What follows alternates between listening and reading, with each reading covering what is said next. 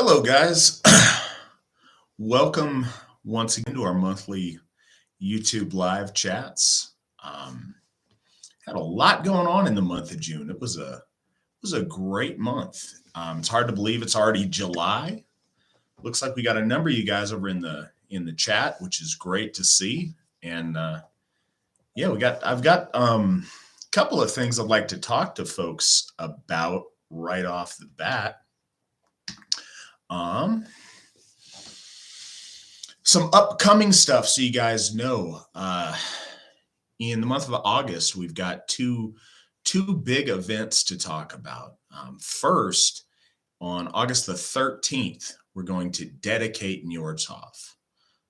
For the past, a month now, we've had folks up there just about every weekend putting in effort, getting that place ready and cleaned up and nice to make it a beautiful and amazing Hof for Njordur. And we're going to dedicate to the Hof to him and officially sanctify that place on August the 13th. I hope you guys can join us there. It'll be great, and I'm looking forward to it. Also in August, this year, our Fall Fest at Baldershof is in August. Usually that's the first weekend of September, but in order to make it work and work out some of the travel logistics a little bit easier, that's going to be August the 19th through the 21st. And we're all looking forward to seeing you guys there. That's going to be amazing. The folks at Baldershof have put in a lot of effort to get everything ready and everything special for this year, and I'm sure it's going to be a really good time, and I hope you guys can join me there.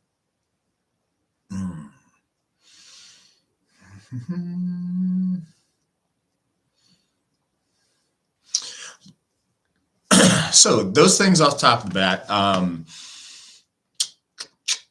What else we got going on? Also, I'd like to mention our Njordshof website is officially up and running today.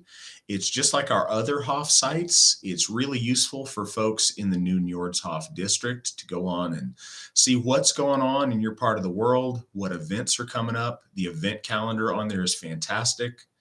I really love the new websites that we have, and those are all the hard work of Jessica Lambert, one of our folk builders in Ohio. She is fantastic. She's done an amazing job on those, and we really, really appreciate the work she's put in. And that's going to be at www.njordshof.org. And links to all of our websites are going to be in the description of this video on YouTube. So when you guys look at this later, in the description, I put a link to all of our websites.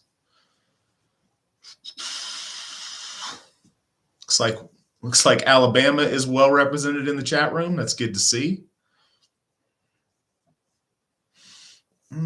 Got a question from Heathen Hammer. Is bloat held inside the Hof? Depends where. At Odenshof, we typically do bloat outside in the ritual circle that we have. At Thorshof, I know they've done bloats outside, but typically their bloats are inside the Vey. At Baldershof, the bloats are inside the Hof. And we have yet to do bloats at Njordshof, so we'll figure that out. Certainly there will be bloats inside the Hof, but outside the Hof may be an option there as well. We'll see.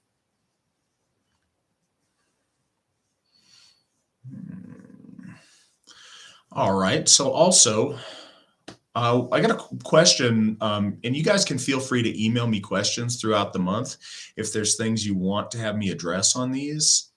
I try to get to all of them the best I can. We had one question, and it was about weddings. We had a question. So money is an option. This couple was trying to find some cheaper ways to do some things and still make their wedding nice. And he asked if during the gift exchange between bride and groom, if he could get a reproduction or a display kind of sword as opposed to a functional battle ready sword. And I thought that's an interesting thing to bring up and something for us to talk about. First, it's your wedding. I don't think it's disrespectful or wrong or going to offend the gods one way or another. But I do think it causes us to take a moment and think about why we do the things that we do in Austrian weddings. And I know for a long time, and certainly in the 80s and the 90s, it was very, I don't know, it was the way things were done to exchange the keys to the new house, maybe a fancy set of keys to the wife, and then the groom would get from the wife a sword. And if you look at other things that time, there was a lot of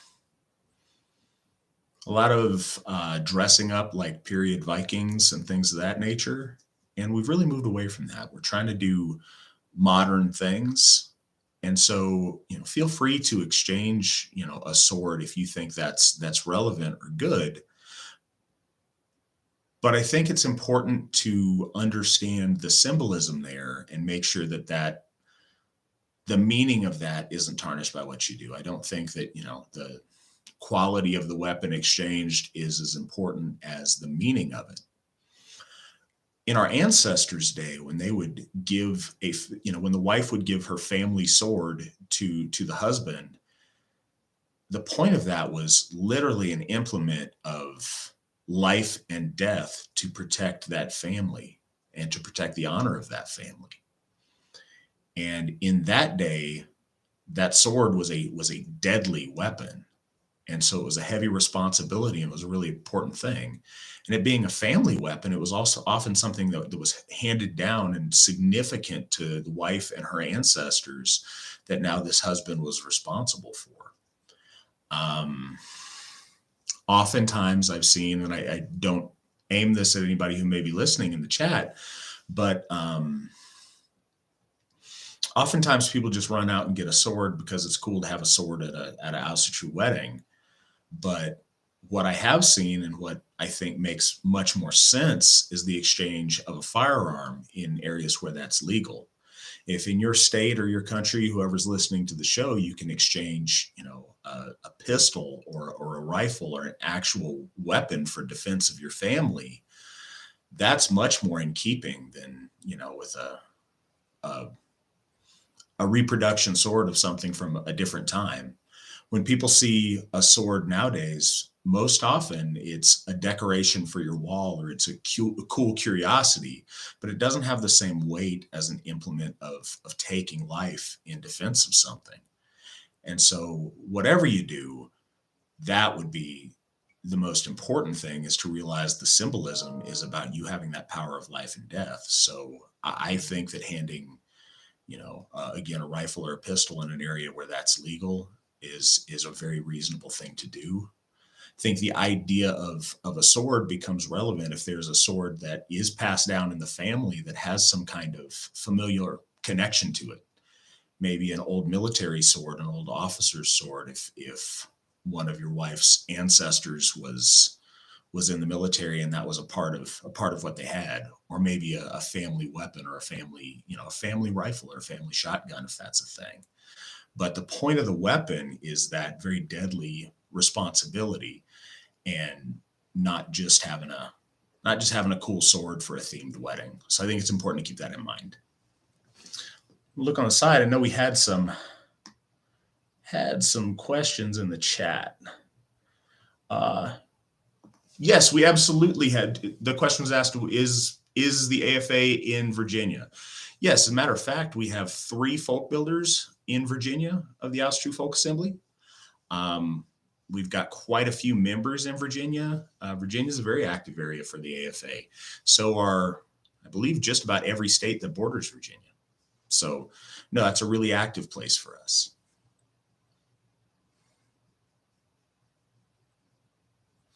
Antifa. I'm glad to hear that you want to get involved. That's fantastic.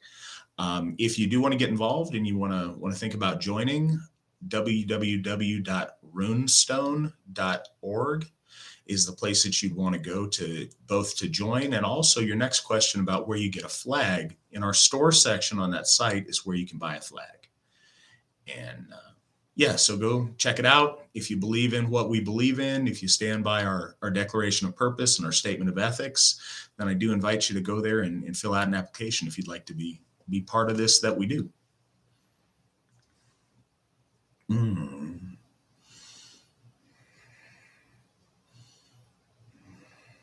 Ah, seems like by the time I got to your question, other people had answered it for me. I appreciate that, guys.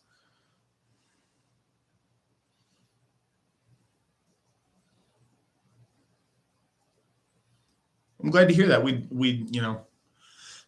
So politics aside, what we're here for is absolutely to reconnect our folk with our gods and to live in a way that's going to spiritually uplift our people and get us back spiritually healthy again and help us to be successful. And we would love to have you sign up and be part of what we're doing.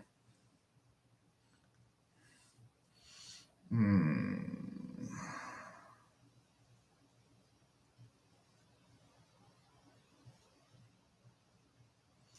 Okay. King of Cheese. And again, I just love the name. Has a question. And I think a lot of people wonder about this. Does the AFA take any issue with folk worshiping different aspects of the gods, such as the Greek or Hellenic pantheon? No. Um, the question is can be so much bigger, but no, fundamentally, the spiritual connection between our gods and that root divinity is shared by those pantheons. I don't think there's always a one for one crossover on which of our deities relates to the other and how, but we are pan-Aryan, and if you're worshiping any of the Aryan deities, then the AFA does not take issue with that. Um, it does become a little bit more complex to figure out how that all works out spiritually on the other end and where exactly that worship ends up. But if it goes back to our Aryan gods, then we have no problem with that whatsoever, and we want to maintain that piety with all the Aryan deities.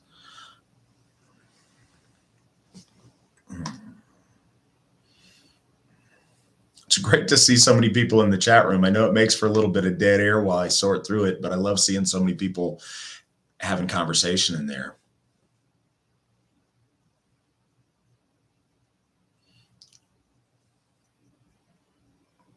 I got a question. I'm not really sure the context.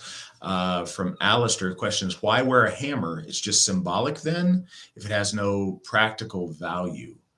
Um, yeah, a hammer's symbolic. I mean, I don't expect my necklace to have a lot of practical value, but the symbolism of wearing something that ritually was always sacred to our ancestors, that was a self-identifier that they were followers of Alcatraz. Yeah, that's exactly why we wear it. We wear it so other people see it, can make the recognition that, oh, that guy is an Alcatraz. That guy follows the Aesir. And it's an honor to wear a symbol that is sacred to Asa Thor. Um, the hammer was certainly a weapon to slay giants, but it was also an implement to sanctify and to purify. It was something to bless the womb of brides at the wedding. So yeah, wearing the hammer is a very special thing, and it absolutely is symbolic. That's the entire point of it.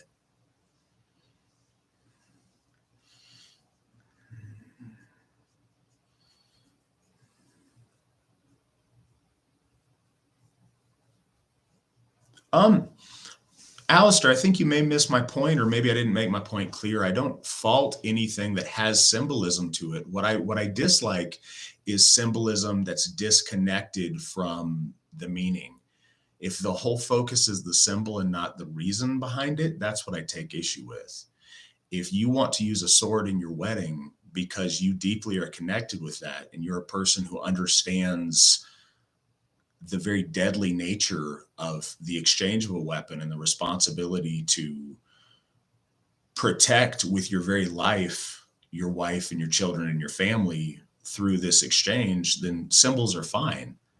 But when people only see the sword because Vikings had swords and swords are cool, I think some of the weight of what that means is lost. Um, when you're talking about wearing a necklace, there's not more practical necklaces to wear. I don't think that the Mjolnir on the necklace takes away from practicality, whereas a display sword is not going to be useful in defense of your wife and your family. No, there's some things that we do that are absolutely symbolic and harken back to our ancestors. Your point about the horn is a good point. We can certainly use glasses, and I've had symbols to where we use glasses or another vessel. The horn connects us in a very sacred way to how we connect with our gods. In the Alu formula, Ansus, Lagus, Urus, the liquid connected with that primal Urus element that the horn does symbolize is part of that. So our ancestors drinking from a bovine horn was always very symbolic, and it's absolutely why we do it. But I don't think you're doing it wrong if you use another drinking vessel. But the trouble is, I don't think anybody confuses that. But yeah, I don't think that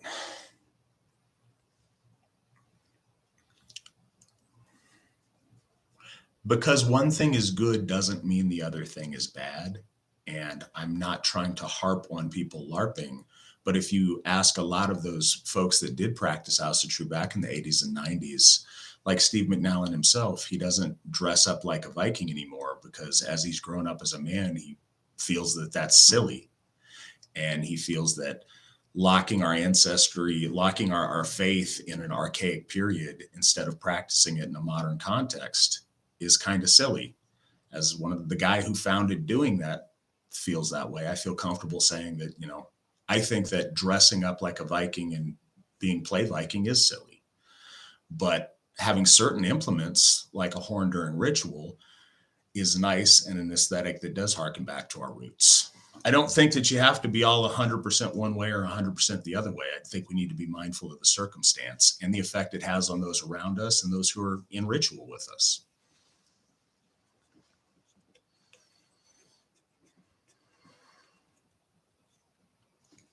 Oh, okay, I got a question.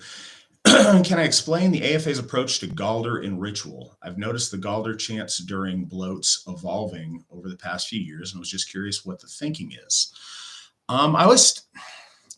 It depends on what you do. I think there's several factors to that. So I like to Galder when I first get people in the ritual space.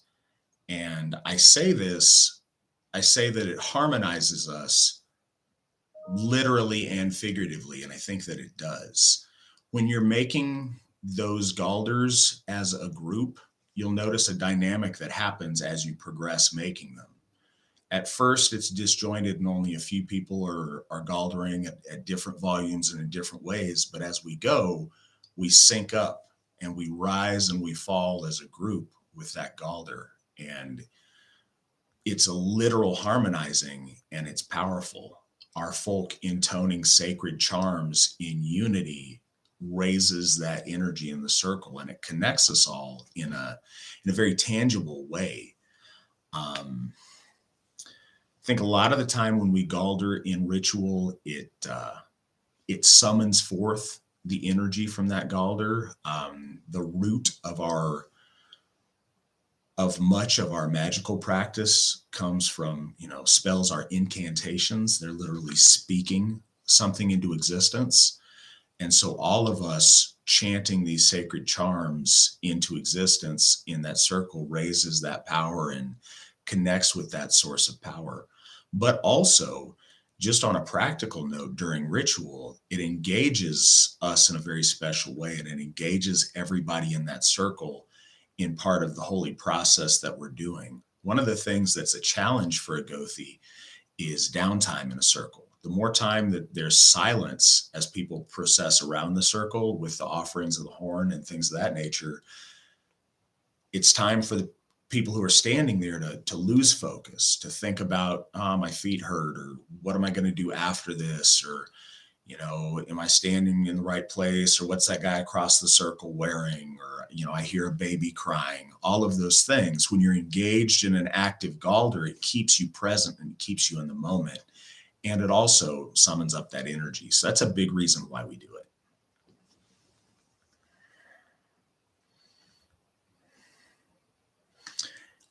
Yes. Is the AFA active on the European continent, and are there members in Europe? Absolutely, there are. It's tricky as far as on the continent itself. Typically, when people say that, they're excluding Scandinavia and, saying the continent excludes the British Isles. We have members in England, we have members in Ireland, we have members in Denmark and Sweden and Norway. We have members in Italy. We have a member in the Netherlands. So yeah, we do absolutely have European members. With all of the things that have gone on with people's reaction to COVID-19, it slowed a lot of our international interactions because different countries and different places have been through all kind of different levels of lockdowns and whatever else, and also travel between countries has been made very difficult. But we do have quite a few members in Europe, specifically quite a few in Scandinavia.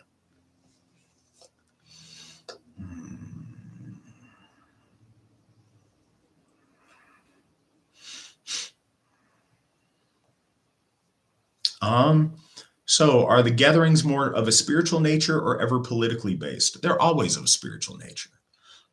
People, whenever concerned and, people who are aware of the world around them get together, no doubt some political discussions happen. But in general, I say in general, just flat out, that's not the point of what we're doing. And your politics should reflect your faith and not the other way around. And I think that's a really important thing for guys on our side to understand. Your political beliefs, no matter who you are, should flow from your core values, and your core values should flow from your religion and your faith and your gods. So our religion, our faith, and our gods is exactly what we're doing, and helping each other have better lives is what we're doing. Sometimes political discussions certainly come up, but the point of our gatherings is always a spiritual one. We are a church. That's absolutely what we are and what we do. So the primary purpose of our gatherings needs to be to build bonds as a folk and to worship and give honor and praise to our gods.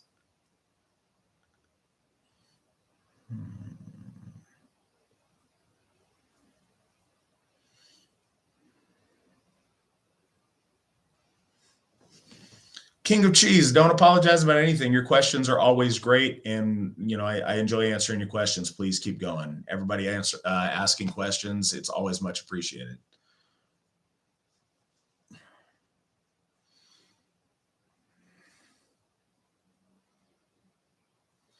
Morris Taylor, is the House True merchandise made by House True Folk? No. That'd be really cool, but I don't want to pretend. We don't have House True Folk knitting the shirts. We don't have them producing most of our products. A lot of our products do come from China because, quite frankly, that's where we get by far the best deal. And for American companies, when we want to get our symbols and things associated with the True Folk Assembly done, very often we get pushback from cancel culture and the left feeling like we practice wrongthink. Sometimes we try to get merchandise, if we can, from Eastern Europe. That's difficult with the situation between Russia and Ukraine right now. But folks in Eastern Europe and folks in Asia don't care about the strange social issues that are going on in the United States right now. They're happy to make whatever products we like for a fair and very reasonable price. So we do get most of our merchandise that way. We do sell books that are by Asa True authors. Our clothing, so we get clothing items. Obviously, the shirts and the raw material are made somewhere else, typically, often in China. But the work done on them to print our designs is done in-house by an Asa True woman, one of our folk builders, Melissa Mills. So we have our own people designing the things that go on our shirts and our clothing items and producing those. So we handle the content, but the actual production of a lot of things does end up getting outsourced, unfortunately.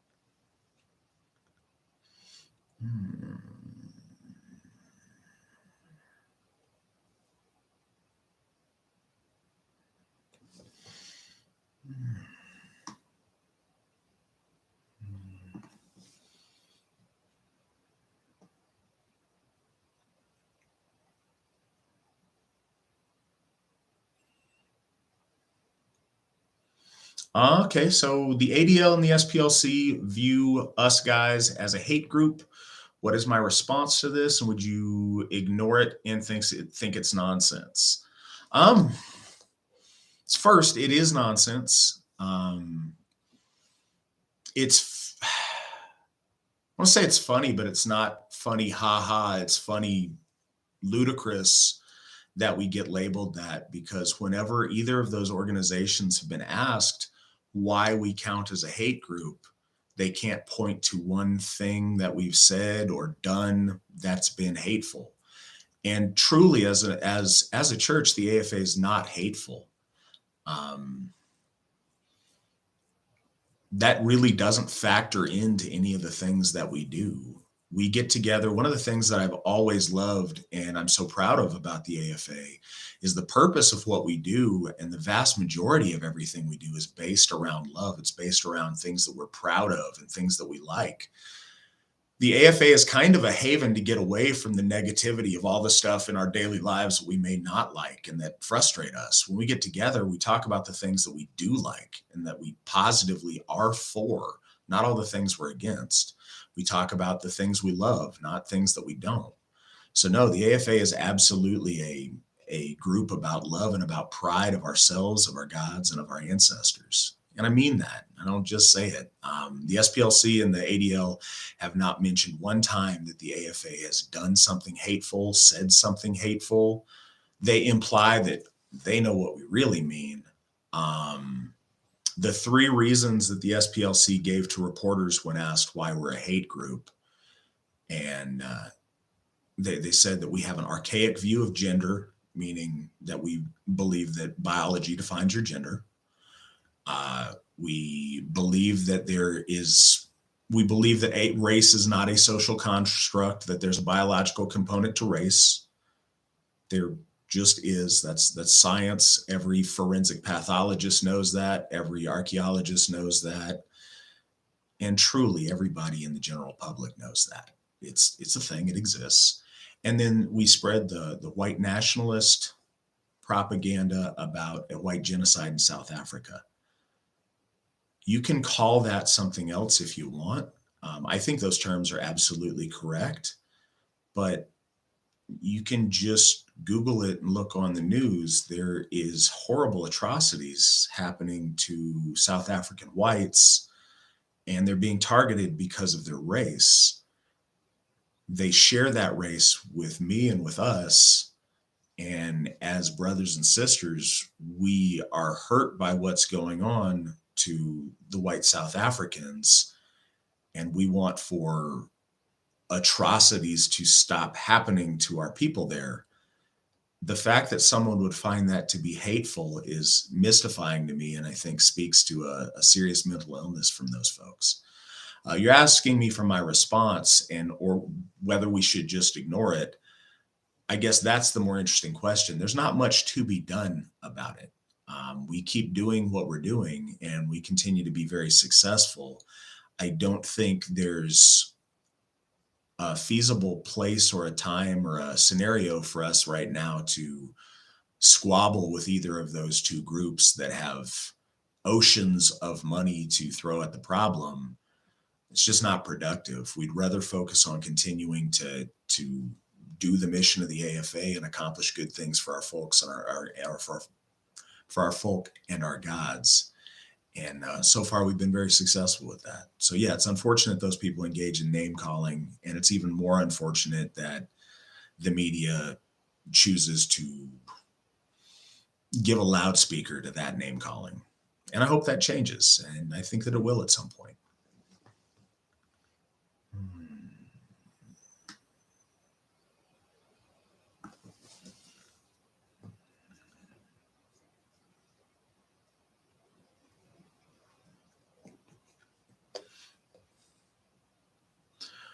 Um,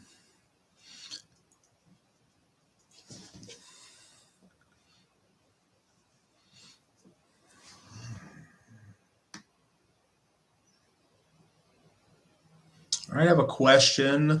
Can I explain the importance of the Hoftoller and what do most people contribute to it? Yeah, for those of you guys that don't know, the Hoftoller is a percentage-based giving. Um, I believe we implemented the Hoftoller in early 2020, perhaps in 2019. I'm not certain. Um, we're trying to So as part of the growth and development of the AFA, we're really trying to function as a religion and as a faith community, and not as a club and as some kind of a membership organization. We want to function as a faith community, as a religion. And one of the things that helps with that is, instead of paying membership dues as you would to a club or, you know, group that you want to contribute to that way, or instead of paying for a service, like you get some value out of your membership tangibly, what we want to do is be donating to our church, donating to our gods, donating to the mission of the AFA. And successful religions have always done that by people contributing a percentage of what they have. Um, we found that our ancestors used to do something like this that they called the Hoftoller, and it went to support the Gothar, and it went to support the Hofs and temples and groves, and our ancestors' worship of our gods. So that's the term we use for it. The Hoftoller in the AFA is a minimum of 1% of a person's income, or a family's income for that matter, donated to the AFA. And it's not just 1%, that's the minimum. We have a number of members that give 5 or even 10% to the AFA, and we're so very thankful for that. That's one thing that's really allowed us to accelerate these last few years and get the last 3 Hofs that we've got have been the Hoftoller. So we're really thankful for anybody who pays by it. You asked what most people contribute, and it depends. Like I said, it's a minimum of 1%. So most people start there and see what their family can afford. Often, like I say, as people who've been on the Hoftoller for a time, have increased that up to 5 or 10%. I think it comes out to an average of somewhere around $50 a month for the people that end up paying Hoftoller, somewhere around there. But again, we don't want to be invasive of people's privacy and overly investigate. We trust them, and if we say, "Hey, is this 1%?" and they say, "Yeah, 1%," cool. We trust that, and we've really moved ahead with it. So once again, thank you everybody who does pay the Hoftoller.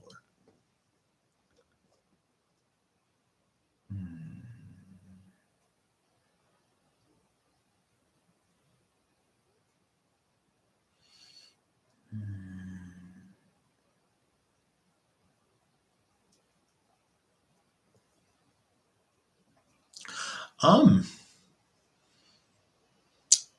yeah, Antifa. I see what you have a question. You don't know why the Anti-Defamation League and the Southern Poverty Law Center would target you guys for no reason.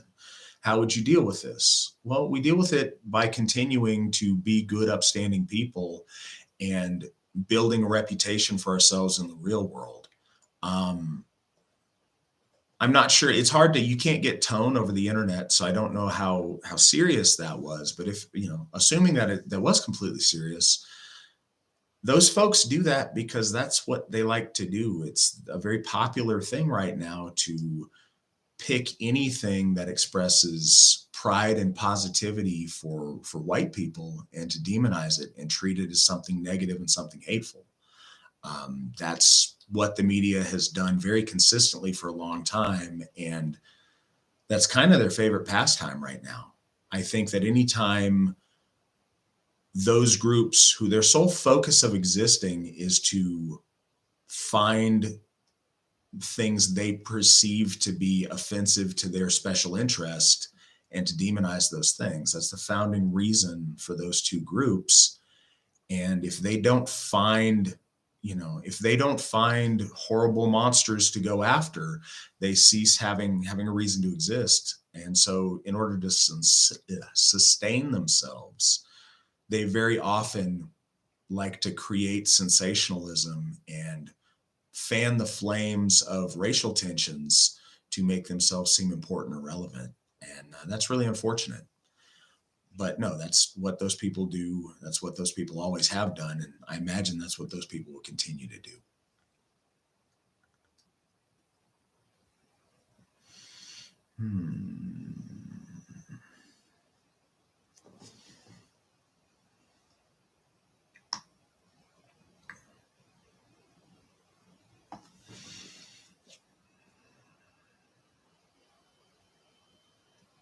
Okay, Alistair, to come back to your point about how much symbolism to use or not to use,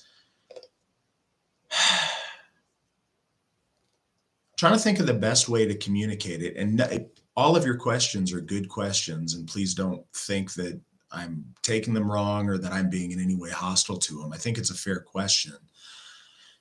There's a balance of things. A couple elements of symbolism in things that you do have a really powerful effect.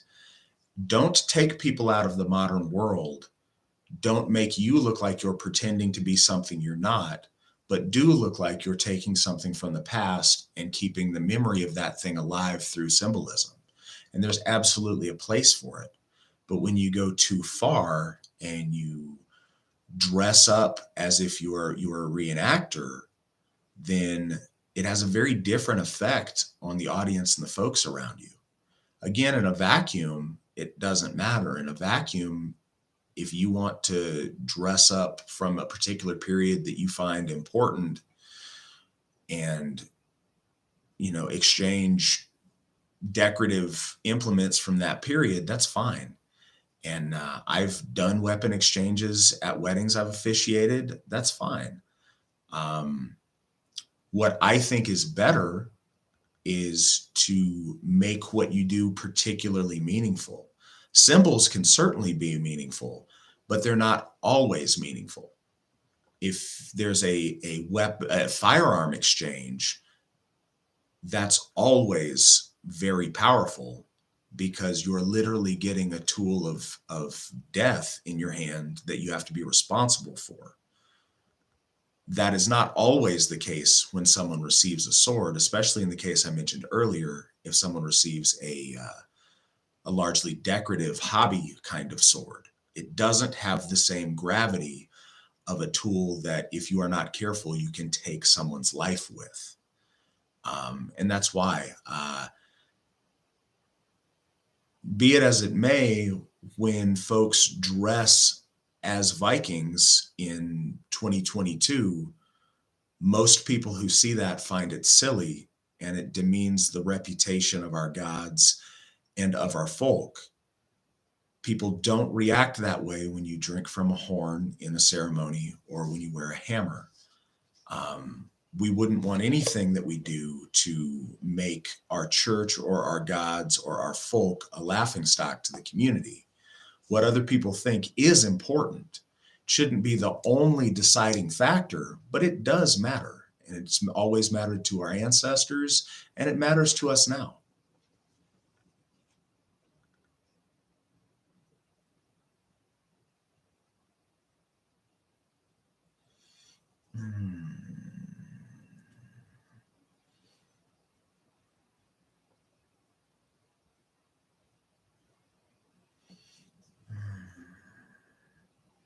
Sorry, guys. Again, I'm trying to catch up over the side. We got too many people asking questions and doing great things. That's a really good problem to have. I appreciate you guys staying with me on it.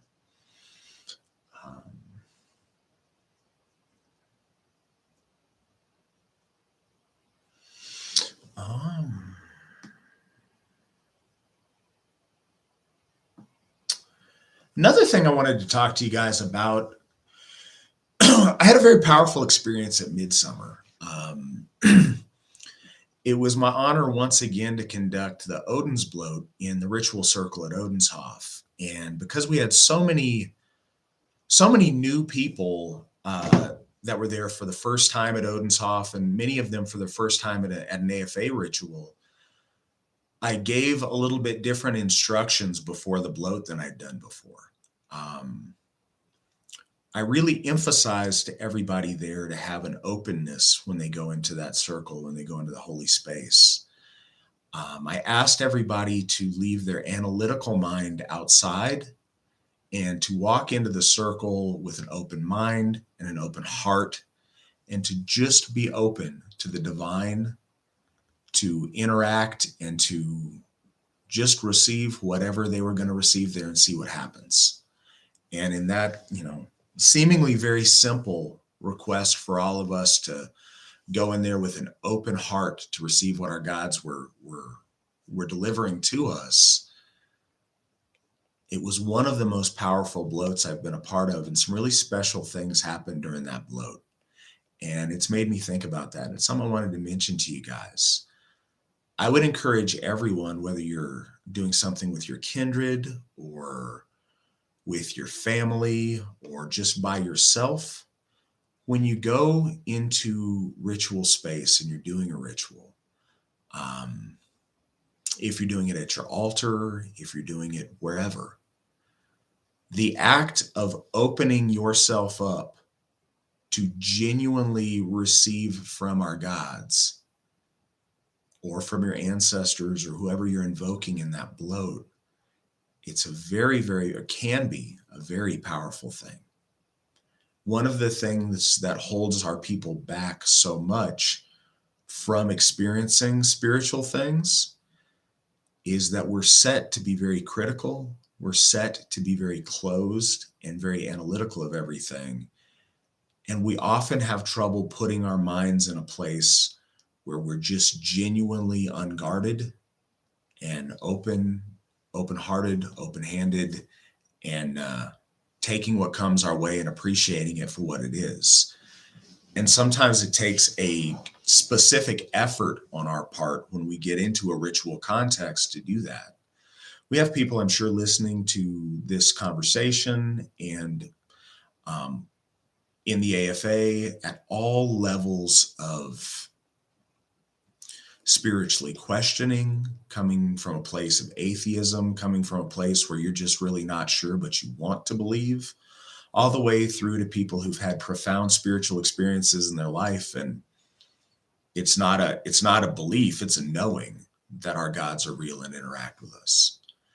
And you can't make those things happen. They happen by the combination of things from us, things from the gods, and the conditions that we're in. But by opening yourself, it is a huge step towards allowing those things to happen to you and allowing for this to be very real to you. And I just had a really good experience with that at Midsummer, and I'd encourage all of you guys to practice that openness when you're in ritual space and when you come before your altars.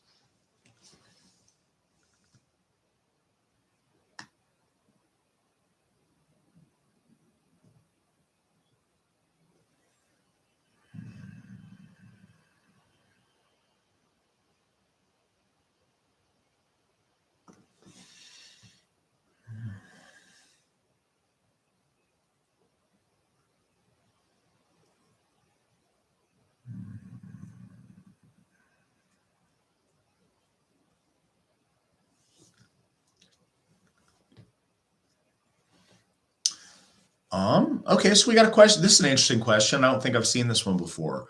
Someone who's new to True asked, will being a vegan cause any issues with pursuing this way of life? No, absolutely not in and of itself. There's nothing about True that would prevent one from being a vegan.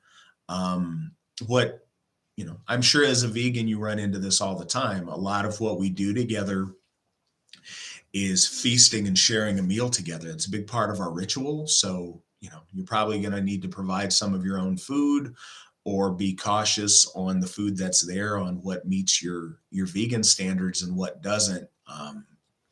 But that's the only way it would cause any kind of hindrance to you. And I'm sure that's something that you're used to dealing with in your life. But yeah, you don't have to eat meat in order to be True.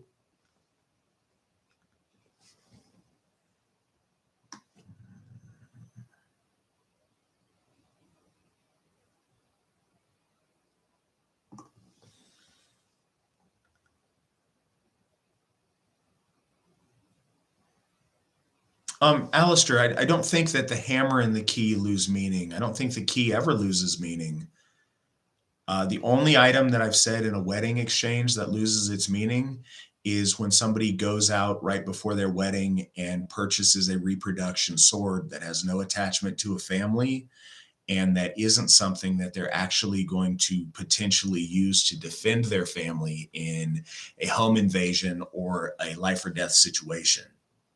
That's all I said. It really isn't as big of an issue as I think maybe it's being perceived as, but it was a response to a question that I got from someone. Oh, I see the correction right below the response about the sword.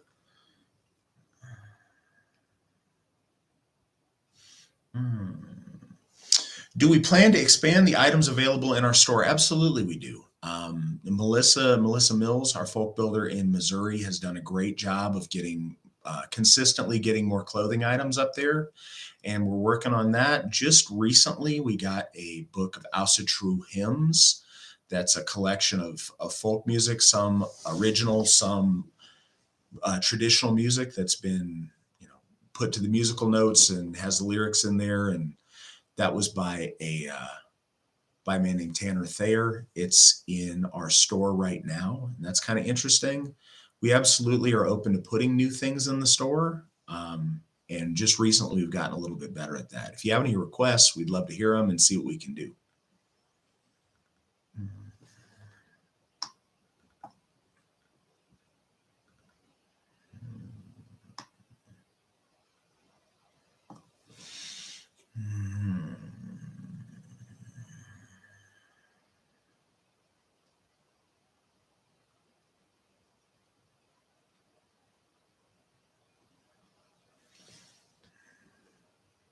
Okay, can I speak on the religious perspective on abortion? Absolutely. People have asked this a lot, and it's certainly come up a lot with recent Supreme Court decisions in the United States.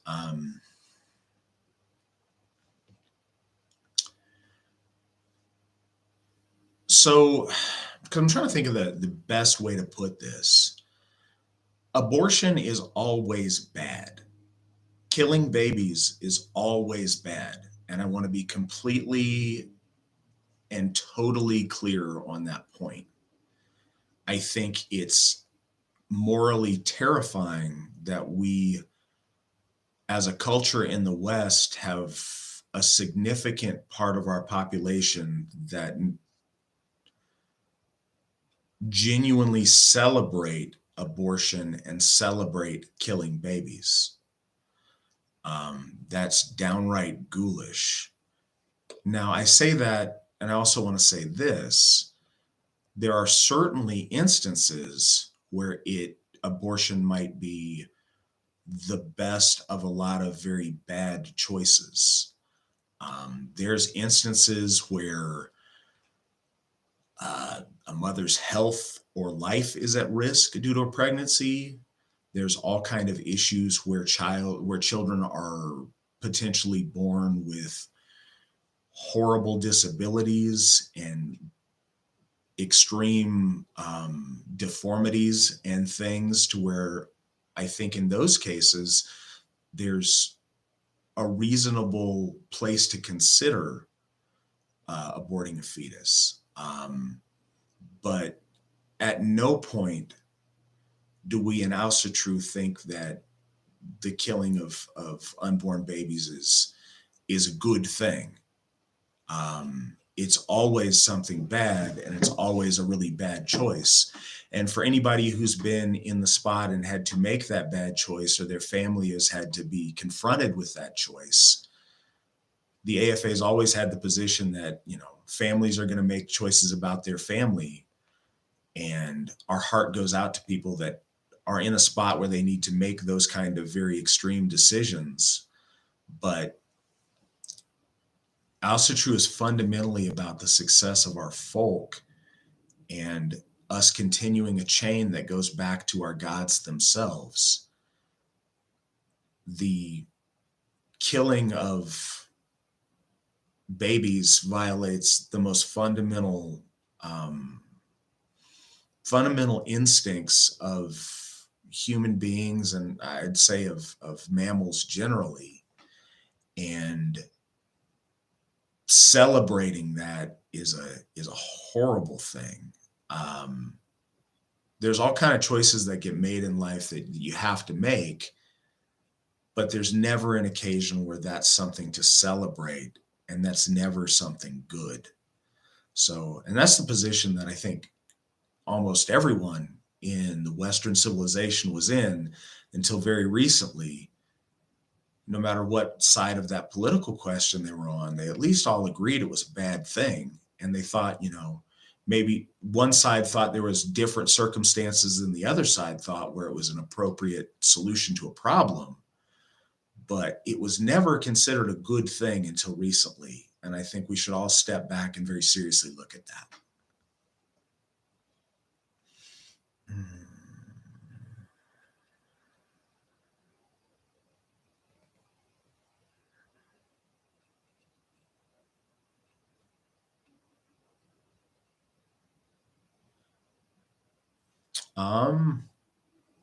Okay, can I quickly tell you what Ausatru means and a quick summary of our religion?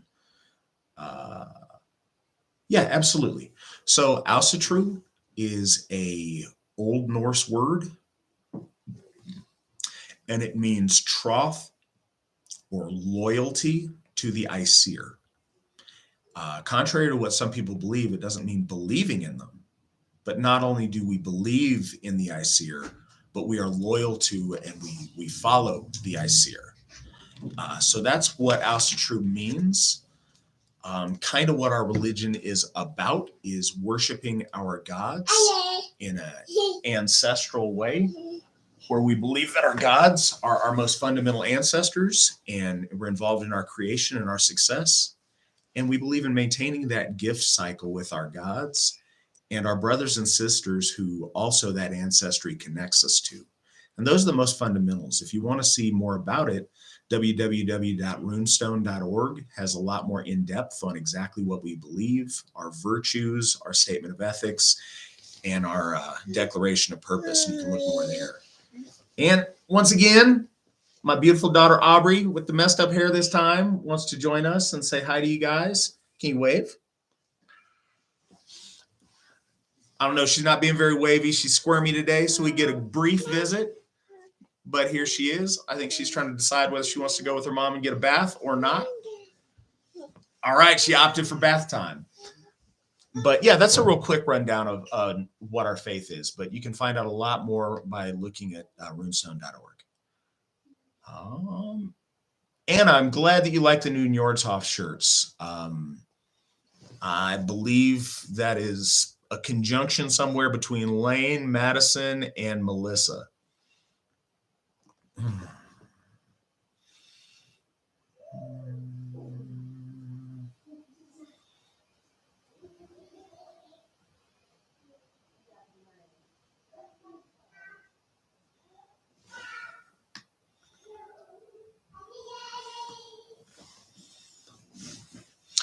Morris, that interpretation is locked in a certain time period, but yeah, I think, in ancient societies, certainly your point about women deciding about abortion issues before birth and fathers deciding about, the laying out of mouths they couldn't feed or sickly children after birth was there. And again, there were decisions when you're in a position of starvation and life or death for your family or your tribe. Again, sometimes really bad choices have to be made. Sometimes those choices also involved letting the elders die as opposed to having to feed members of the tribe that weren't able to contribute. So, times of horrible famine and whatever, that's why I'm not saying there's never, ever an occasion, but it was always seen as a very bad thing, even in the most ancient of times.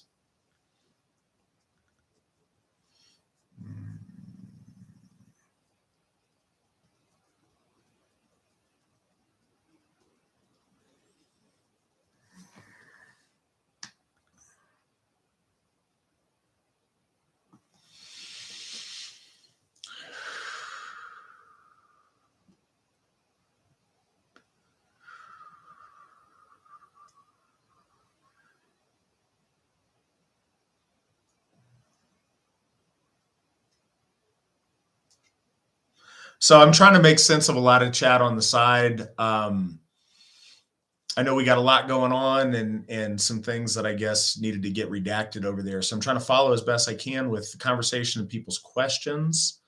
I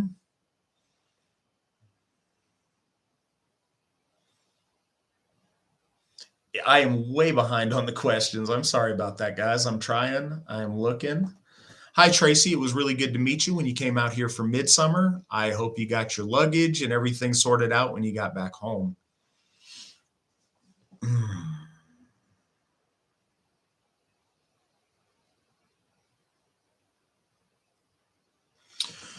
Question: Are AFA members banned from traveling through Canada to get to the U.S. mainland, from the U.S. mainland to Alaska?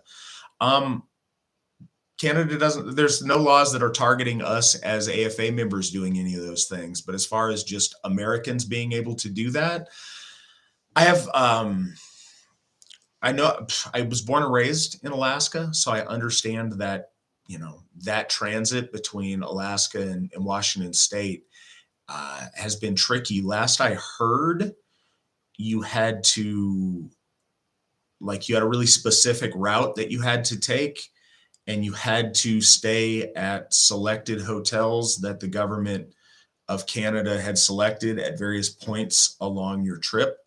So I think that if you went through Canada from Alaska to Washington, or Washington to Alaska, you would need to, at your point of entry, chart out with the Border Patrol exactly where you were going to stay and exactly the route you were going to go. That's the last I'd heard about going through Canada. That sounds like a really difficult and messy situation right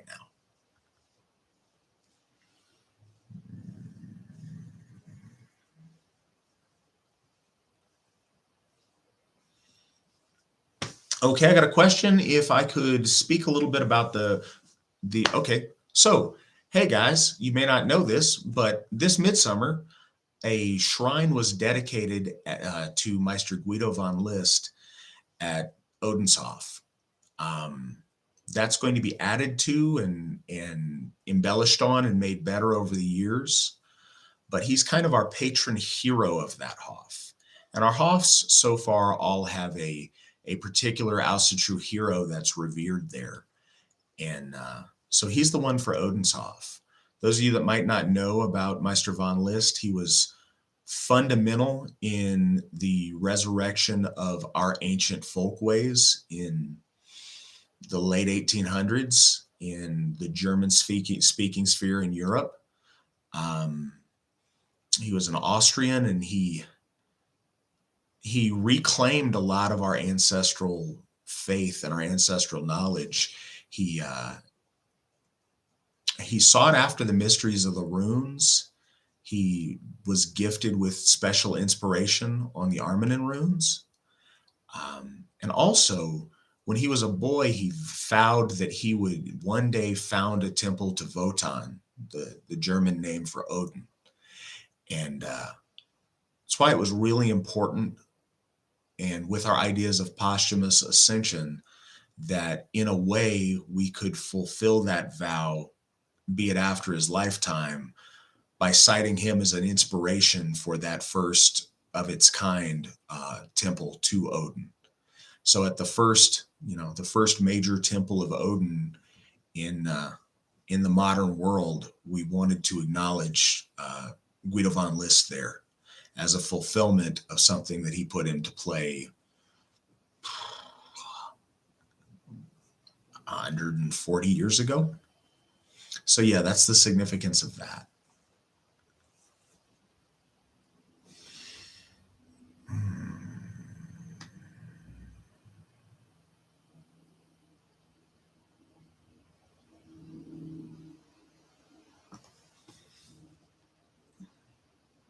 Okay, we have another question. Can someone practice Aussitru and Christianity together?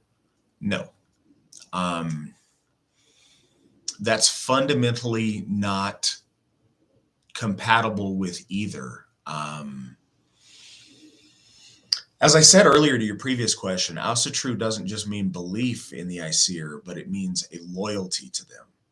And a loyalty to them would mean a standing against forces that were hostile to them. The very nature of Christianity demands that their God is the only God, and that anything else but that is sinful and wrong and on the side of their adversary, the devil. So you cannot be a good Christian and also be Aussitru, and you cannot be a good Aussitruar and also be Christian.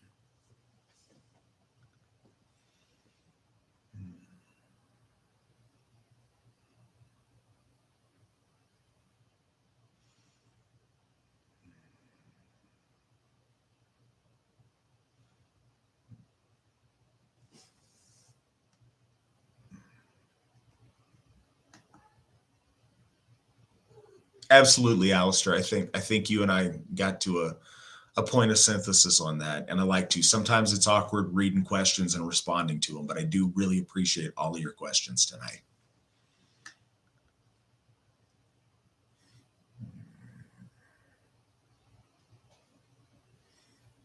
I appreciate all the chat going on in the chat room. We've got a lot of people with a lot of great things to say. Um,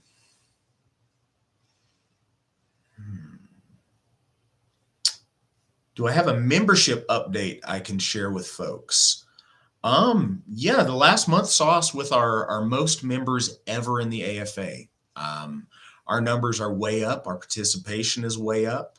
So no, our membership number is doing great. It's like I said, it's substantially bigger. I'm trying to think of percentages in my head, but it's up probably 15% from a year ago, which is a tremendous growth. Don't quote me on the 15%. I did quick math in my head, but I think it bears out to be somewhere around there.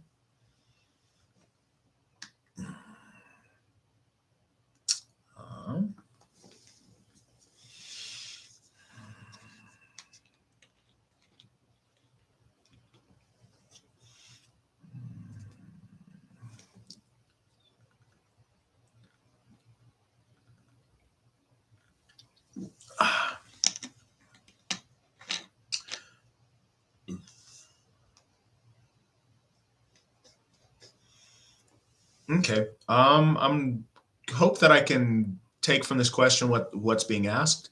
Do Ausatru ancestors function as the classical gods? A parent is like a god to their children. Would past ancestors function the gods to an adult? Yes. If I understand your question, yes. Our ancestors function in a realm that's much closer to our gods in a way than we are.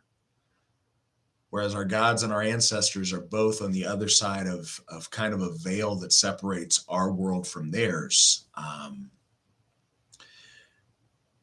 Our ancestors intercede in a spiritual way to look after us. I think that all of us, fundamentally, that idea of ancestors looking on and helping us has been present in European spirituality since the beginning, very much in Ausatru, especially our female ancestors, because of the amount of love and devotion that they've put towards their family in their years living on Midgard. We believe that our female ancestors look out for us and watch over us throughout our lives. And we also believe that they help, guide our souls into the afterlife. Very often it's a female ancestor that people report seeing when they have a near-death experience. But no, the females of our line that look on and take care of us after death are known as the Disir. And, in a way they're like goddesses with a small g. They're certainly something elevated beyond our station, but they're not gods on the same level as the great gods of our folk, like Odin or Thor. But they absolutely are an advanced, or have the potential to be an advanced spiritual persons. We believe, and beyond that, first, just your average ancestors, we do believe look on and benefit you and look out for you in the afterlife. But we also believe that some of our ancestors have earned a certain amount of ascension and are raised to a higher form than we are. Something a little bit closer to our gods, or closer to touching that divinity.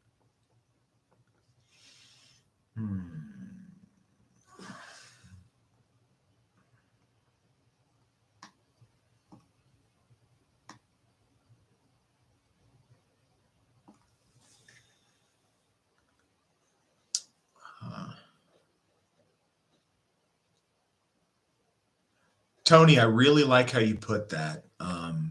It's talking about how he had trouble trying to science it out or analytically make everything click until he opened himself up to the gods and tried to understand rather than analyze. And I think that's a really, really important point and something that I hope people will take to heart. Um, Alcatraz is not a science project. It's not a history project. It's not a, I don't know, it's not a book report. It's an active religion, and it's engaging in a relationship with our gods, between our gods and our folk. We do that through our gifting cycle, but it's very much about having an actual relationship and connection between divinity and the folk. And that's what we try so hard to accomplish. And that's where Ausatru happens. It doesn't happen in books. Books can help inform your practice and help you better understand things.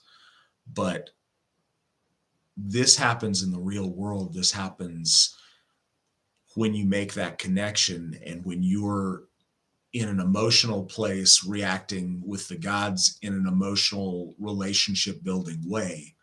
That's when the magic happens. It doesn't happen if you're, a scholar on ancient Vikings. That can help you, but it happens when you, with an open heart, engage and embrace your gods, and when they reach back from beyond the veil with you. That reaching and connecting between us and the gods, that's where Ausatru happens.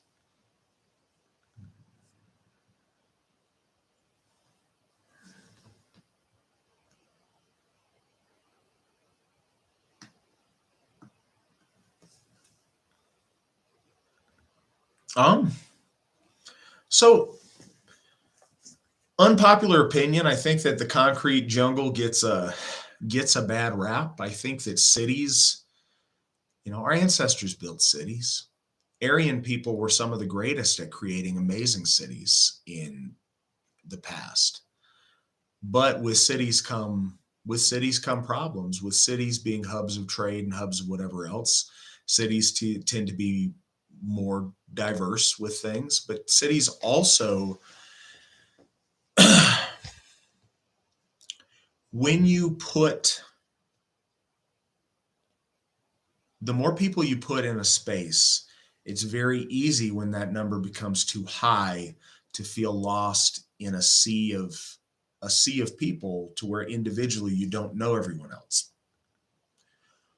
No matter what, though, if you find yourself in a city now, I would encourage you, we have the ability to travel. I would encourage you to get together with other Ausatru as regularly as you can. Unfortunately, in this day and age, it means traveling sometimes a couple of hours to meet up with another AFA member. But 10, 15 years ago, that was a much further distance. That distance is getting smaller and smaller every day. If you look at those websites that I post on here, chances are there's going to be something within a couple of hours of you. If you live in most any American city, you can attend AFA events regularly. So even if you live in a city where community is much harder to come by, you can still forge your own community within the AFA. And that's what we work so hard to do. Making those connections is really important. I think the internet also gets a bad rap because it's a good tool to keep fresh the connections you make in real life. One of the things, when I first got involved in Ausatru, I lived up in Alaska, and connecting with the AFA and other members was really hard because so much of the things that went on were down in the lower 48 here. So I felt really disconnected, but I went to one event in Northern California and I met so many amazing people that then when I went back to Alaska, I could always touch bases with those people and talk to those people from, at the time, I believe it was on Facebook, but on whatever social media. I was able to interact and connect with these people that I'd made real life connections with and maintain that over distance. So using the tools that are available to us to be part of community and to make that happen and be willing to go out of your way a little bit to drive. I don't ever hear from AFA members. Let me rephrase that. I very often hear from people that it's too far to drive or they don't want to drive to something. I don't ever hear from people who have driven or traveled to an AFA event that they regret doing it. On the other end, I never hear people saying, man, that was just too far. I wish I didn't do that. That never happens. So I would encourage people in cities, if you got AFA folks near you in the city, get together with them. If you have to go a little ways out of town, do it. A couple hours here, a couple hours there. If you can make it happen, it can really change your life, and it can add such a rich dimension to the life that you already live.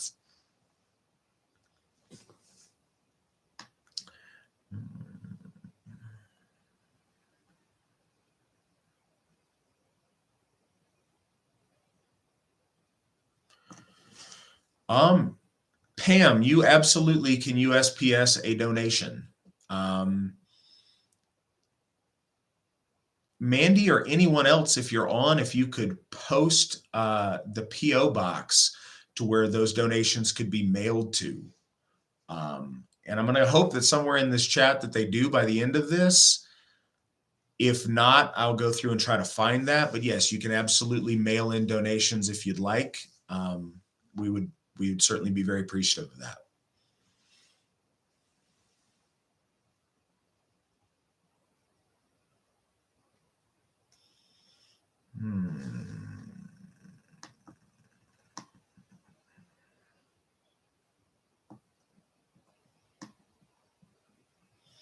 Sorry, guys, trying to find my place to where I was.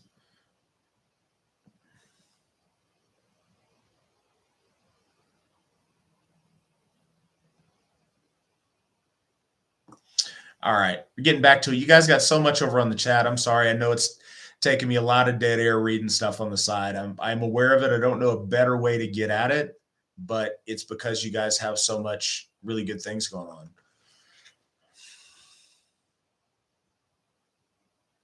Don Ricardo, I don't know if I understand your question. I'm not sure what a UAP is. If you want to tell me a little bit more, I'd try to answer it, but I don't know what a UAP is.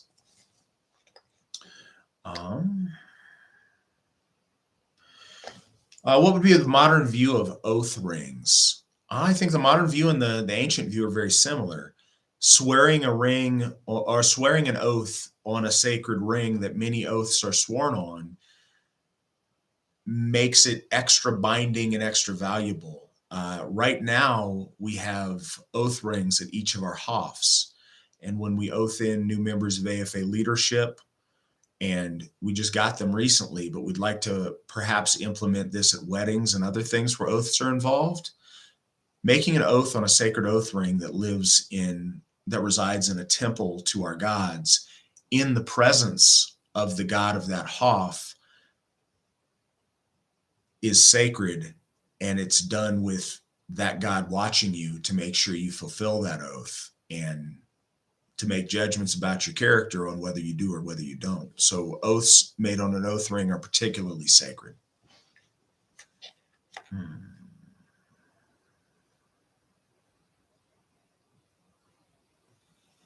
Is Icelandic Ausatru the same as AFA Ausatru? No, it's not.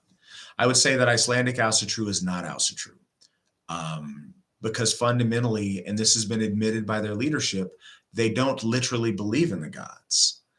Ausatru in Iceland, at least as practiced by the Ásatrúar Félagið, is much more of a cultural celebration of Icelandic history. They have said that if some of them do and disagree with this, then I'm ready to hear that out. But as I've heard from their leadership, they don't really believe in our gods. They certainly don't actually worship our gods. And if they don't and are not true to our gods, then they are literally not Ausatru. Fundamentally, their values are extremely askew to the AFAs. Their values are not traditional in any way, and they're very much a modern European leftist organization with progressive leftist values.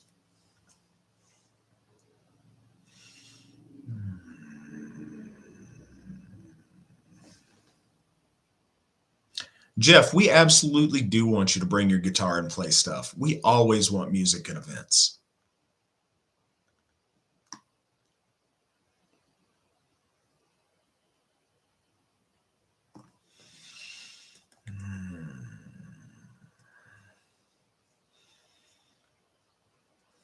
Any thoughts on focusing on one God versus worshiping them all?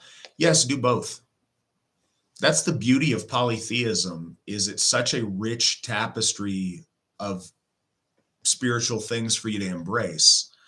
I don't think, I don't think there's any obligation on you to have one particular God that you're hyper focused on. But if you feel like you have a strong connection to one of our gods, particularly, and you want that to be a big part of your focus, absolutely. But that doesn't need to be done to the exclusion of our other gods. I think, as good Ausatruar, we owe piety and reverence to all of the Aesir. But if you have one in particular that you feel a special closeness to, then follow your heart in that regard and build and nurture that relationship. But that's the beauty. You can do both. The one doesn't have to take away from the other. They work in a synchronicity.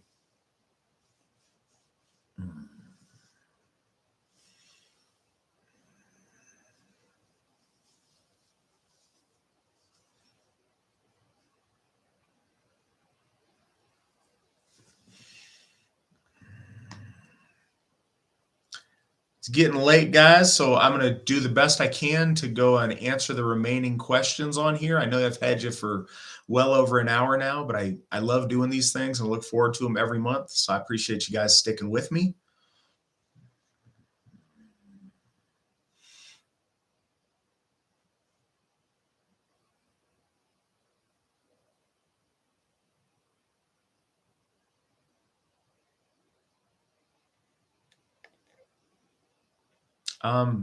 Yeah, you're very welcome, Pam. I owe it. I owe it to you all. I owe it to myself. I owe it to my gods to speak truthfully, even on subjects that I know a lot of people have very strong feelings on. But it's literally my job to represent our gods, our folk, and our values as best as I possibly can to you that I speak to. And so you will always get truth from me on stuff like that, even if folks don't agree. I'm always going to give you the most honest thing that I can. American Beowulf, why is membership based on monthly payments? Because honestly, we need money to make things happen. Membership isn't, in a fundamental and straight up way, yeah, it's about contributing money so that we can do things. But in a more principled way, it's based on people contributing and people participating. The contribution of our folk is what allows us to function. It's what allows our hofs to happen. It's what allows us to advance as a faith and to do the things that we're able to do. In any functioning religiosity in the world ever, it is relied upon the contributions of the members of that faith. Sometimes that was in the form of a tax, that because the state and the religion were united, that tax went towards it. Oftentimes it was voluntary by people just stepping up and being willing to donate. Sometimes it was sponsored by great kings or lords that would give a portion of their funds to sponsor temples and priests and things like that happening.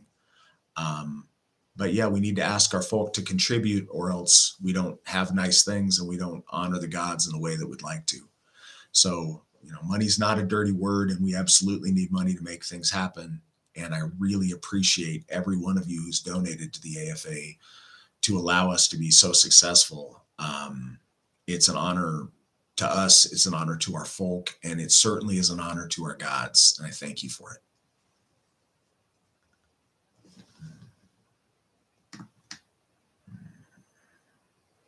Can you pay annually? Absolutely, you can.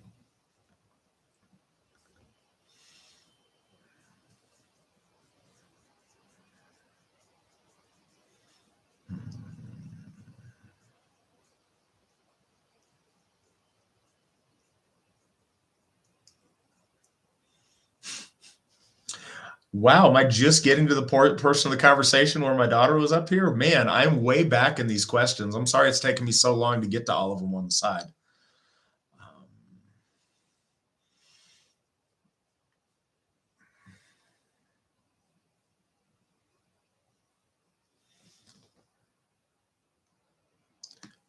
So I like all the talk about House of True music.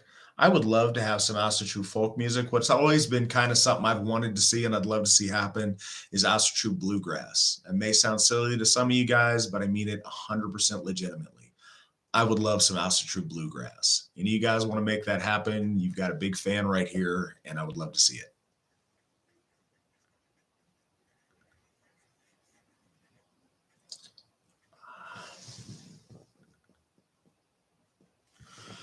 Bjorn, I'm really glad to hear you say that. I'm glad that you feel that you found so much community with the AFA. When we tell people that it's about coming home, that's exactly how it was for a lot of us when we joined.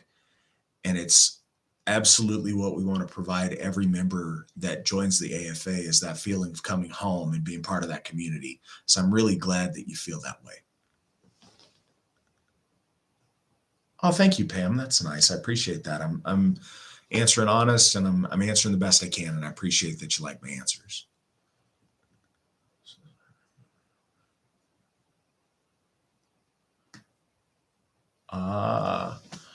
Okay. Her question, or I'm assuming that's okay. Yeah, her question is, uh, you're wondering if pursuing the ways of Asatru meant we should avoid marrying or partnering with another race. Absolutely, that's exactly what that means. We want to pass on our genetic link to our gods in whole to our children. We want our children to reflect that beautiful connection we have with our gods. And we want to keep the cohesive nature of our community, of our folk, and of our connection with who we are as a people. So it absolutely means that we don't condone interracial relationships or creating interracial children.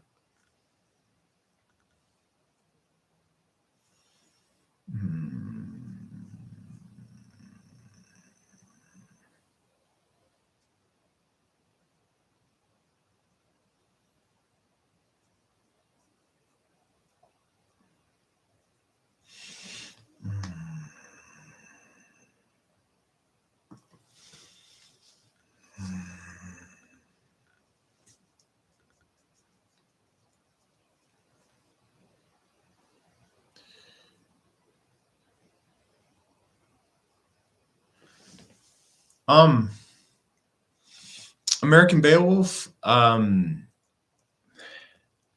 to think of the best way to answer your questions. Your last statement that you said that, we can't exclude someone from their gods for not paying. I don't presume that, if you don't want to be a member of the AFA,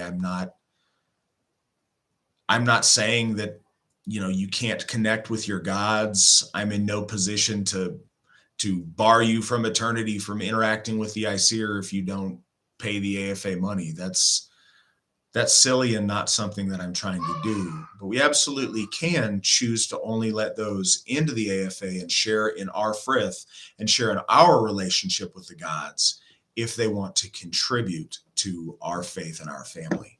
And people that don't want to contribute or aren't willing to contribute in the way that we require, we are under no obligation to let those guys in not contributing. It takes money to do things. Our membership, our regular, our lowest monthly membership fee is very, very reasonable at $10 a month, but our Hoftoller is paying by percentage. And that means even if you're doing very poorly economically, if you couldn't part with 1% for your gods and your faith, if you do not feel that Ausatru or the Ausatru Folk Assembly is worth 1% of your income, then we can absolutely choose to not associate with you in that way, and less or until you decide to contribute, because all of the rest of us are contributing.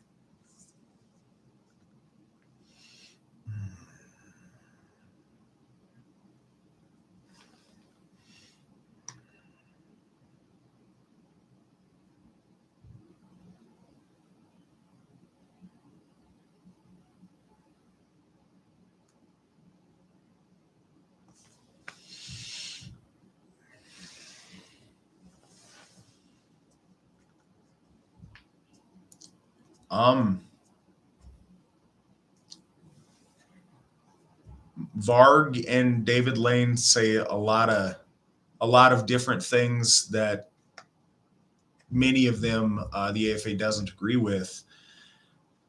I think Valhalla is about ascension after death much more than it has anything to do with elements of reincarnation. And I think to limit, like I said, we're not beholden to things that David Lane nor Varg have to contribute to say that House of True is or isn't about.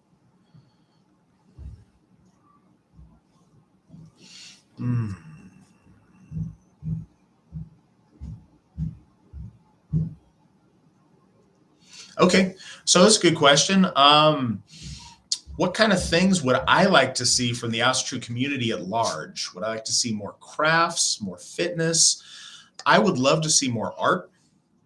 And I don't, first, if you're a person that makes stuff, that's awesome. I'm not good at doing things with my hands or making art or making music. So I'm not to put any of that down, but what I've seen not as much as I'd like to see of is art like sculpture and painting. I would love to see more House of True music, like we talked about earlier. Everybody's got their own musical tastes. I've never been one that really likes the metal with the Cookie Monster vocals. I love like beautiful music. I like lyrics. I like singing. I like harmony. So songs with lyrics that we can clearly hear, more folksy kind of songs, I think would be really great about House of True. More overt hymns and more overt worshipful songs I'd love to hear, as opposed to, like I said, as opposed to some of the metal that we do have that reflects House of True. Yeah, that painting, sculpting, House of True art would be really beautiful to see more of that developed. As always, I always want to see our people becoming their best. So I'd love to see more fitness things, but we're already seeing that. That's moving forward at a really good rate. We're getting a lot of our people healthier, better looking, having more pride, more self-esteem. That's been a beautiful thing to see.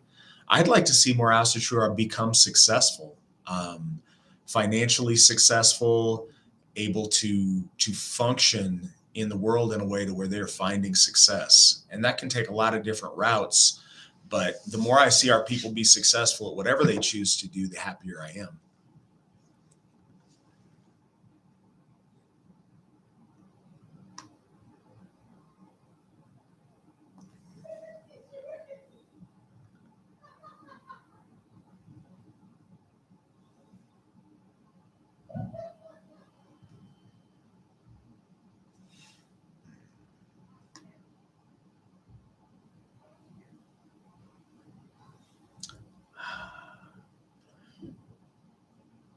I'm sorry, guys. I keep got to find my place.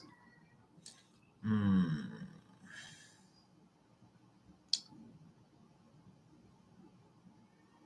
right, I'm getting back to where I was. Sorry about that. Hey, Jeff, we appreciate you and your family coming up to Winter Nights. I know that's a long trip. If you see over on the side, he talked about his family having to go 15 hours to get to Winter Nights 3 times so far, and how worth it was for them. And I know that it was really great for us all to see you guys there. So, they had to go 15 hours. I think most of you guys can find something a little bit closer than that.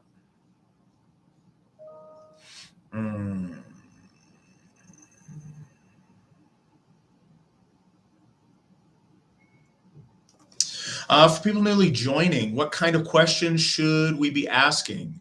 About anything, about ourselves, literally about anything you like. Any question you want to ask me, I'm going to try to give you a good answer. The focus is on House of True stuff, but House of True is a way of life, and it's an entire holistic faith. So, anything that you feel compelled to ask, please feel free, as long as it's a serious question. See House of True's view on the afterlife. What happens when people die? Now, I'm 30 minutes over when I usually am on these. I'm not in a hurry, but I don't want to keep everybody longer than is necessary. So I'm going to answer briefly, but there's a lot to it. So I think that what happens when you die is Our soul's in many parts. Those parts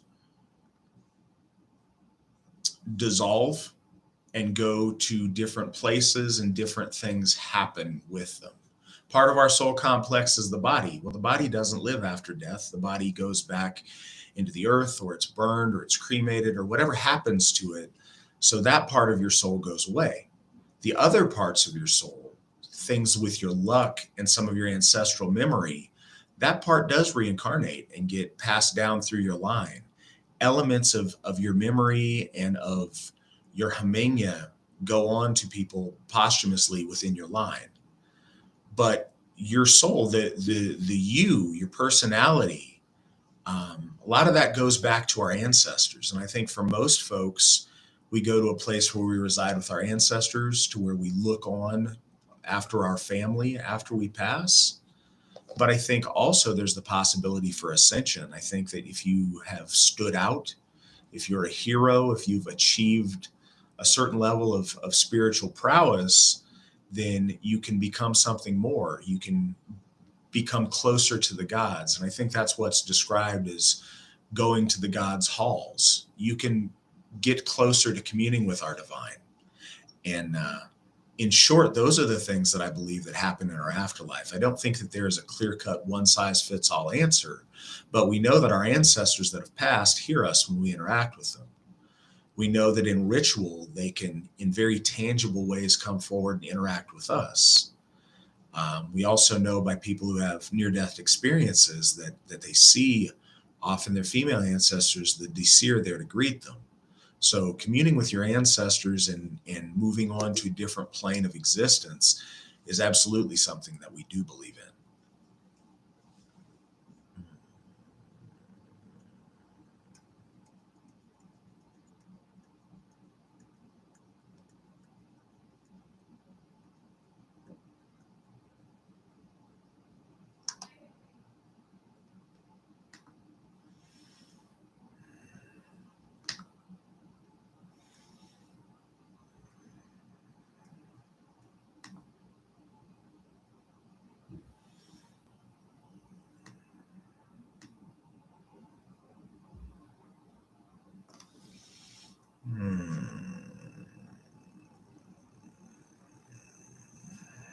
Sorry, guys, I'm trying to catch up on the last little comments here.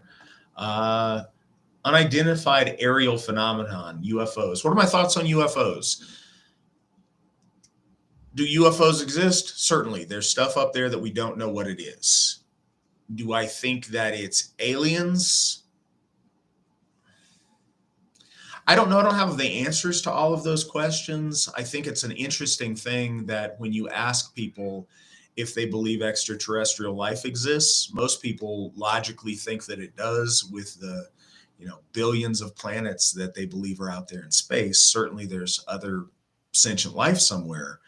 But when you ask people if they believe the stories that you hear of alien abduction or alien visitation to Earth, they don't believe that. So I don't know why it's easier to believe the one than the other, but I find myself falling into that too. Do I think that somewhere in the universe other life exists? Sure, I do. Do I think that those come here and do all the stories that we hear about?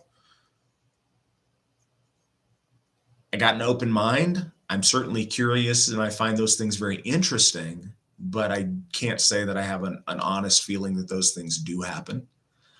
Very often the people that I hear talking about those things don't do a lot to help boost the credibility, but I am very interested in those things. And I certainly listen to every one of those stories with a very open mind.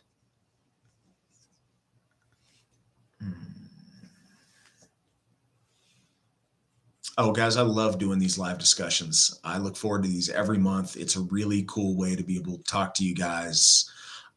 This is a joy for me to do.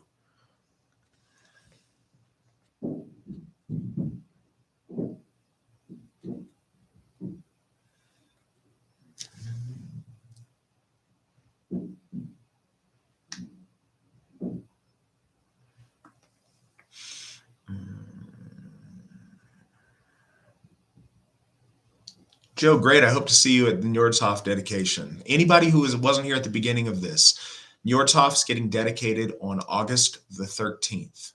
So if you guys want to be part of that, August the 13th in White Springs, Florida.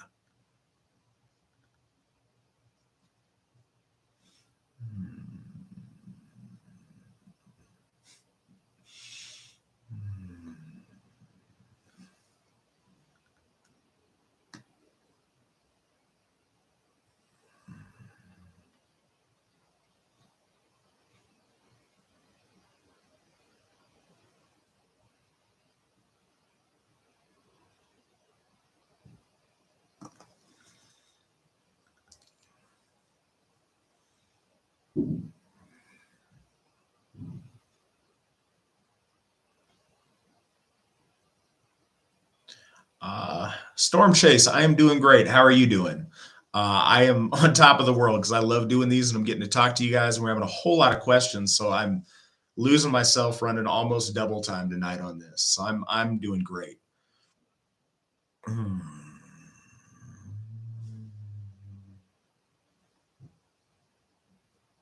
Alistair, really? You never heard about Cookie Monster vocals?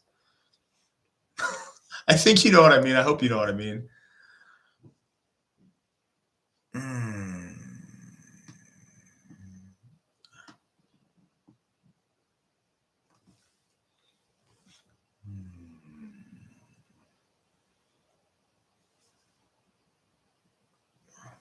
All right, guys, we're getting towards the end here. I think I'm getting all the questions. I hope I've answered everybody's question tonight. Engineering as true.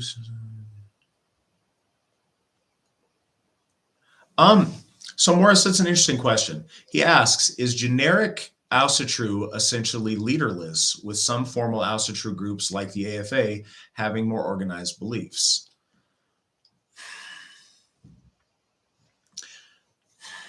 So that's an interesting question. If you asked this question 20 years ago, I'd say yes. I'd say there was a lot of different Alcitrue groups with no centralized, just one leader of Alcitrue. But the Alcitrue's always had a certain current. The founder of the Alcitrue Folk Assembly, Steve McNallen, is the one who founded modern Alcitrue in the way that it's practiced. At a very similar point in time, there were others who started doing the same sort of thing or connected things. I believe Elsie Christensen started around the same time. Stubba in England was doing this around the same time, and those three were initially unconnected. But there was a current there. So there was a current there, and as it flowed through the 70s and the 80s, the Alcitrue group that was most prominent in the United States certainly was the Alcitrue Free Assembly, also founded by Stephen McNallen. In recent years, the other groups that have practiced Alcitrue have really faded away. There's a lot of internet Alcitrue activism. Again, I don't believe that those people are practicing Alcitrue. So asking me that question, no, of course I disagree, because I believe that the AFA is Alcitrue and the AFA is organized and does have a leader.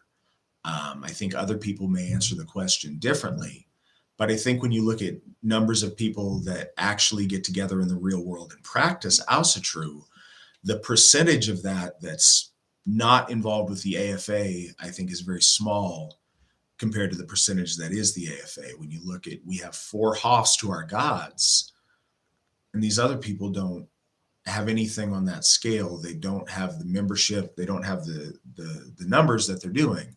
So again, I don't want to be self-serving, but I believe that Alcitrue is the Alcitrue Folk Assembly, that we are the Church of Alcitrue. And in that sense, yes, we have a leader. But again, if you ask that other places, people will probably vehemently disagree with me.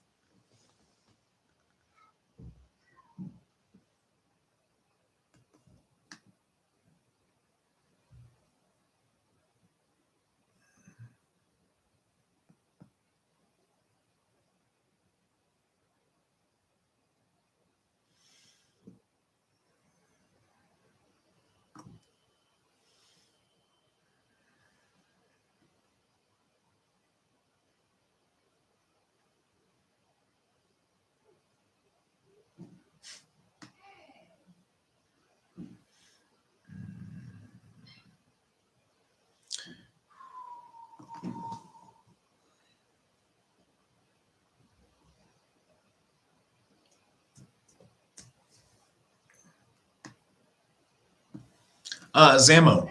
So I think what you should ask or what you should do is wherever you're located, you should look for the folk builder nearest you. If you want to say on the side, and I'll tell you who to contact. And the questions you should ask is, when are you guys doing something and what can I bring? And I think you will get a lot out of just showing up to an AFA moot in your area and interacting with the folks there. And I think questions will come to you as you go. So that's what I would suggest that you do. Antonio, we have many members in Michigan. We've got very strong folk builders on either side of Michigan. If you are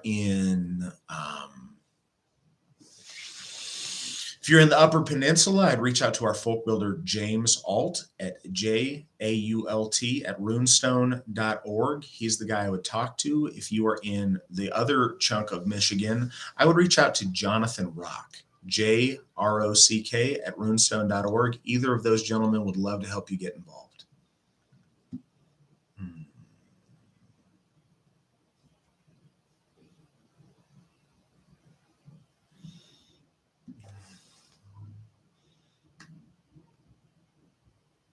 Okay, last question, and then I'm going to let you guys go, and I'm going to go make myself something to eat. Question is, does the AFA have views on marijuana use?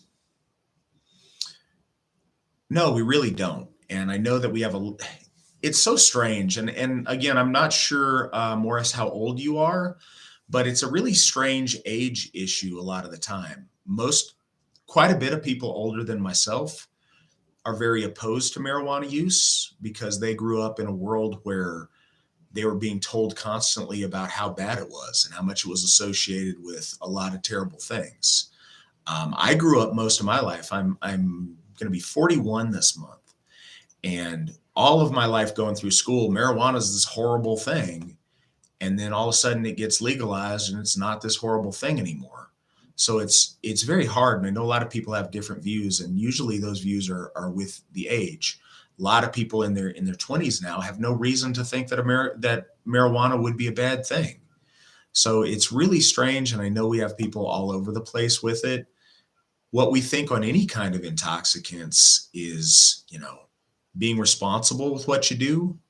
If you get, so high that you're embarrassing yourself for being unsafe, then we're certainly opposed to that. We're opposed to that if you're, getting altered on any substance to the point where you're becoming an embarrassment or a danger to people around you. And if your use of substances brings you to a point where it's damaging your life and your relationships, then we absolutely are opposed to it. But if you live in a state where marijuana use is legal, then we don't have a big stance against it. If you are in a state where it is illegal, then certainly we don't want anyone practicing any illegal activities at or around AFA events. But that's what I got. Thank you guys so much for being here tonight and so many good questions on the side. I really, really appreciate it. And if I don't get to see you guys this month, hope that I do. But if I don't, I will talk to you guys again the beginning of next month. Until then, hail the gods, hail the folk, hail the AFA.